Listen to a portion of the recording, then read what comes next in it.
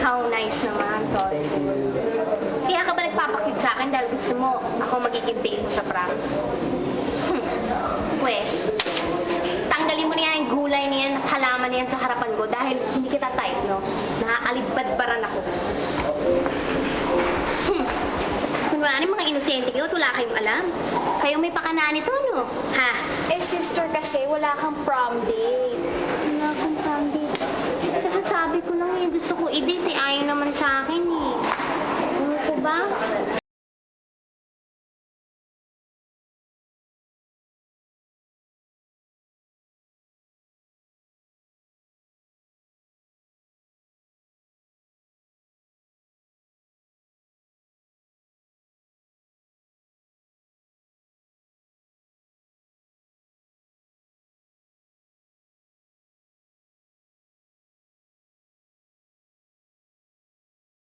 Eh, halos lahat yata ng seniors sa campus naging boyfriend nun.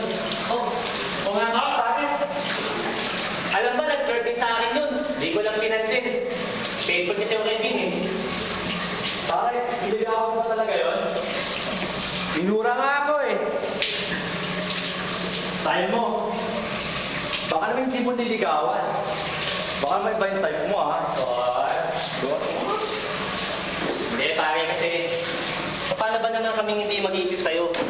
Ano naman, tanda-tanda mo na. 4th year high school ka na, wala ka pang girlfriend. Walang ganyanan ha. Pag may naging girlfriend ka na pare, maniniwala kang hindi ka ganon. Oo, tama yun. Ba?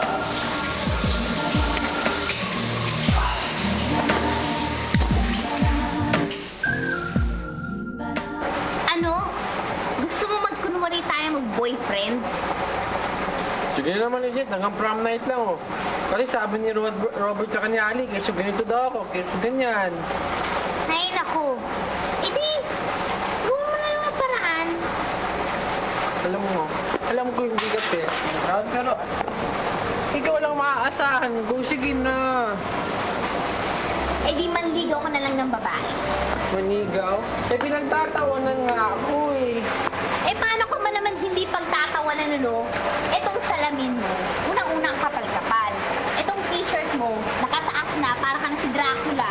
Ang sigip-sigip pa dyan sa leeg mo. Etong pantalon mo, naka-high waist, ibaba mo na yan. At saka yung leather shoes mo, elementary pa ako, sinusuot na yan. At tong buhok mo, kailangan medyo ilus-lus natin. Luz. Oo. Eh, kaya nga kita lalapitan para tulungan ako eh. Yun na. Sige na nga. Payag na ako. Thank you. Sa isang condition lang. Ano yun? Kailangan, ito ito. Kailangan, i-makeover kita. Kailangan ko ba yun? Oo, no? Dahil baka naman sabihin na aking mga friends eh, baduy ang aking boyfriend. Kailangan, pakita ko sa kanila na talagang may K ang aking boyfriend. Okay. Yes. Okay.